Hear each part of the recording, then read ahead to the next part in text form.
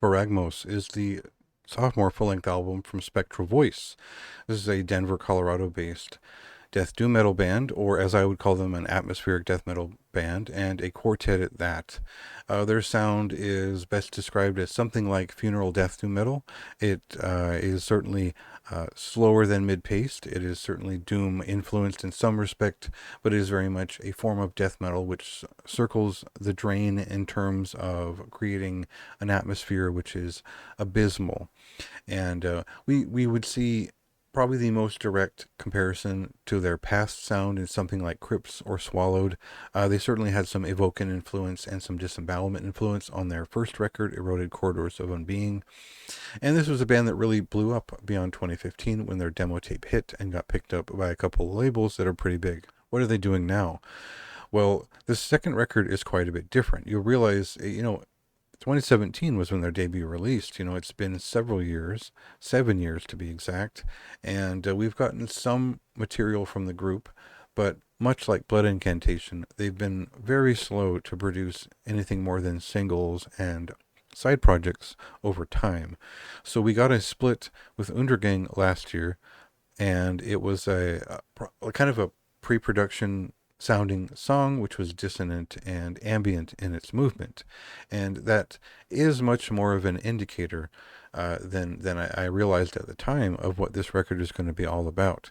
So this is not the type of record that is going to play well in 15-second clips, so take what you hear as me trying to focus in on some action when most of the record is not necessarily focused on the riffs.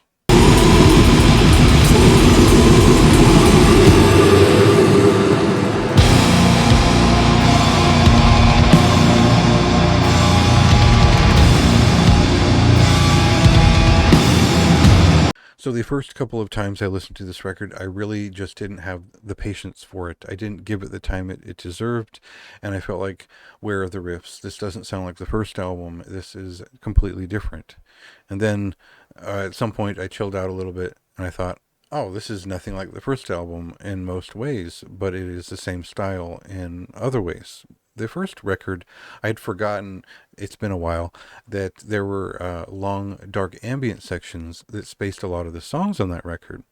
And so on this record, they've taken a much more kind of ambient death metal feeling approach, where there are longer stretches of funeral doom metal style movements which erupt into incantation-esque death metal. So we're not that far away from what was originally there, but we get the timbre of funeral doom metal, we get death doom metal in there too, and we do get a result that is still related to a lot of those references you would have made back in the day. It's just that they've been melded and fused in a way that is thoughtful and probably not what most people will be expecting for this record, and it's 4 kind of 10 to 12 minute songs. I wouldn't say that there's a specific part of their riff craft or their production values or the guitar effects they use or that sets this apart from a lot of what's out there and what's been done before. The big thing is that the drummer vocalist here, E. Wendell, really stands out for his vocals, not only the effects that he puts on them, but for the way that he really just kind of entertains throughout the record in a lot of different ways with a lot of different voices. And so that leaves us not focusing on the riffs a lot of the time, and I don't think they were that focused on them either. I compare this to the Italian band Fuoco Faccio, because they do the same thing where they're not really focused on hitting you with a big riff, but they're giving you a ton of atmosphere and all the weight of their ideas in a modern way, which is not, it's not post-metal, but it sleepily moves towards its subject the way that Funeral Doom would if it sped up just a little bit. So the way I put this is that there's a doom to death metal ratio that is 3-1, where most of this record is moving in atmospheric climb towards the big moments.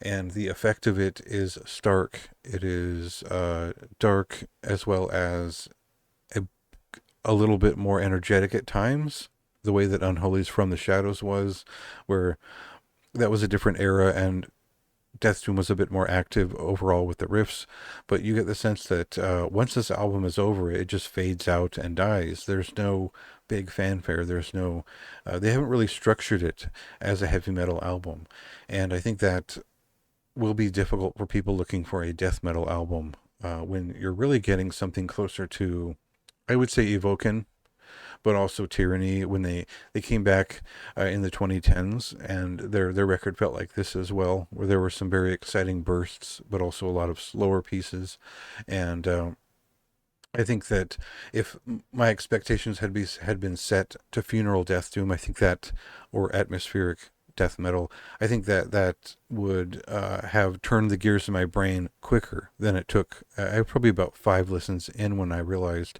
this is something different, and there are nuances here where they incorporate other forms of extreme doom metal, and they touch upon black metal a little bit in terms of some of the vocal movements and some of the parts of it that are clearly not looking to sound like your average death doom metal band, but kind of do anyway. So there's a lot of nuance to this record. I think there's a lot of moods that happen on this record, and there's a lot of time that you'd have to put into it to really appreciate it. So I'd recommend this to someone highly, but I think you need to be pretty patient and able to immerse into something like this, just as you would everything from like a Neurosis record to an Evoken record. You need to kind of be in the mood for it, right?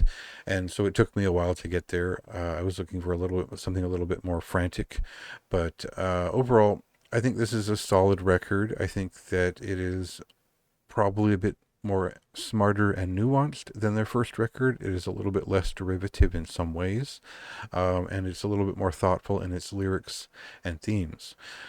Otherwise, I really enjoyed this record overall. I like the heavy mood of it. I think it was mostly convincing. Otherwise, it was just kind of playful in the way that it used atmosphere. And I think that once I understood what they were doing, the sort of inductive sensation of delving into this record was maybe not necessarily completely blissful or miserable either. It was kind of an in-between that fits the theme of the album, and it's something that I did end up enjoying, even though it took a bit to get there, admittedly. So see if that's your thing. Go check it out. It comes out tomorrow on February 9th. You can read more of my thoughts on the written review on the website, and you can also check out a couple of songs while you're there.